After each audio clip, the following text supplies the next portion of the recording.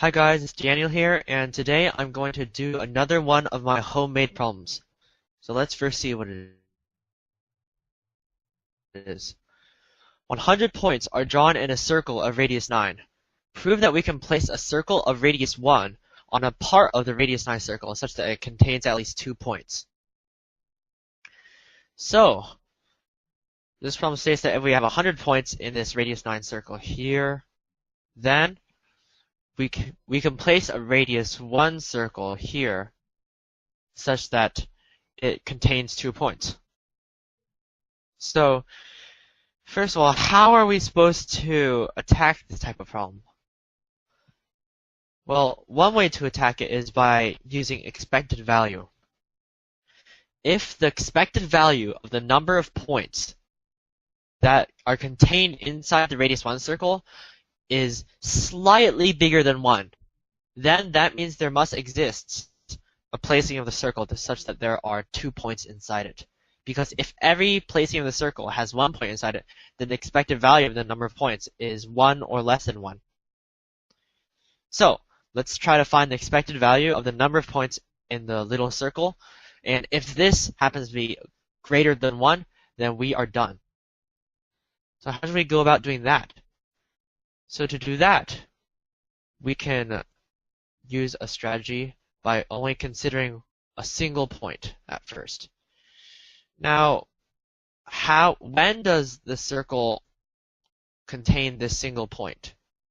Well, it's when the center of the radius 1 circle is inside this green circle that has a distance 1 away from the considered point.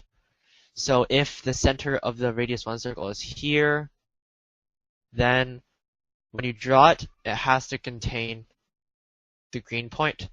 But if it's here, then when you draw it, it does not contain the green point.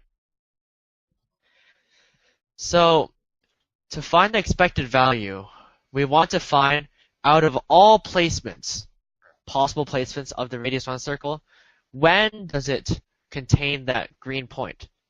To do that, we need to find where we can place the radius 1 circle. So this is pretty simple. We can place it like here, or like here, or like here even.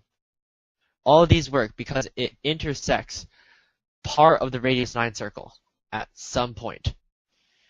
So the total area of the places we can put this radius 1 circle is inside this big circle that I'm drawing right now.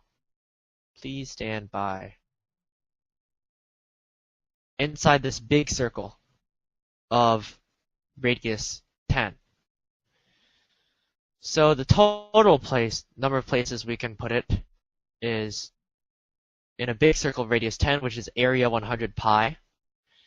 And the number of places that has a success is this little green circle that has radius 1. So it has area 1 pi, or just pi.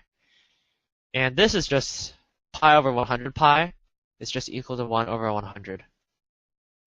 So if we only had 1 point, then the expected number of points that is contained in the radius 1 circle is just 1 over 100. Okay. Well, now we have 100 points. So if each of these 100 points has an expected value of 1 over 100 to be inside the radius 1 circle, then in total there are the expected value of the number of points in the radius 1 circle. If there are 100 points, it's just 100 times 1 over 100 equals 1. But didn't we say we needed to have the expected value to be slightly greater than 1? But this is exactly 1. So what did we do wrong? Can we even continue like this? Since it's not greater than 1, it doesn't prove that it has to contain at least 2 points. So before we go back to the drawing board, let's look at this a little bit more closely. If the expected value is 1, that means there must exist a placement of the points such that no matter where the circle is placed, there always exists exactly 1 point that is inside the circle. No more, no less.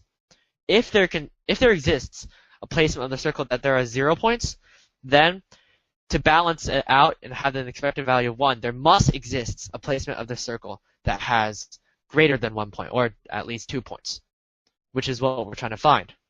So now the problem is to try to find a placement of points such that no matter where the circle is, it will always contain exactly 1 point. So first off, let's just draw a point here. Sure, this works.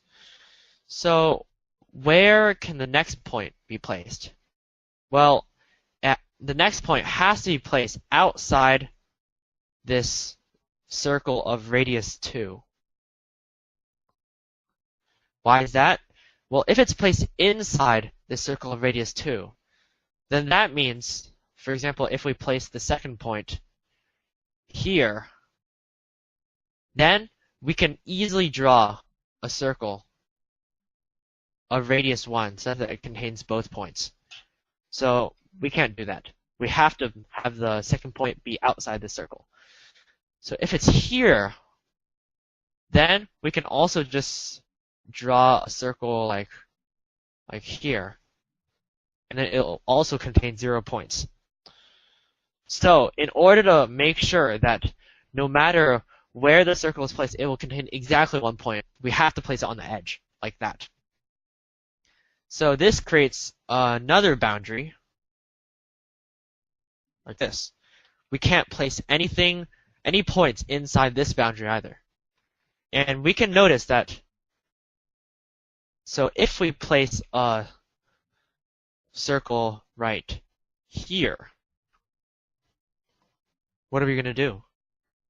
We can't place any points inside this entire area, which covers the entirety of this radius 1 circle.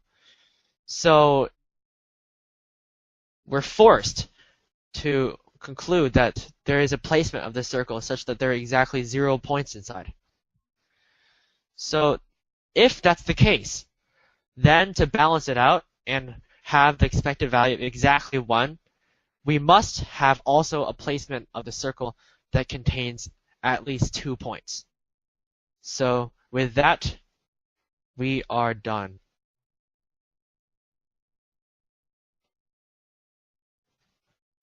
Hey guys, it's Zong here, back in another math video, and we're doing our last video on math points. So let's go out with a bang. So look at the problem. It's from Amy, and pause the video if you need to. Okay, so let's solve this thing. So we have to use math points, and you see, like, we have really nice multiple of 3 ratios right here, so we can just put some masses on these points, of course. So weight of E times 3 is equal to weight of B times 9, which means that if E weight, 3E weight equals 9 B weight,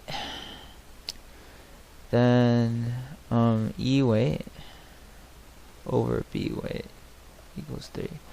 So since that equals 3, let's just make the weight of E equals 3 and weight of B equals 1. So just to make it easy, so E weight equals 3, B weight equals 1. So that's a bit laggy, first of all, but other than that, everything seems fine. So since this is 6 and 6, A and D's weights must be equal. So if they're equal, then A and D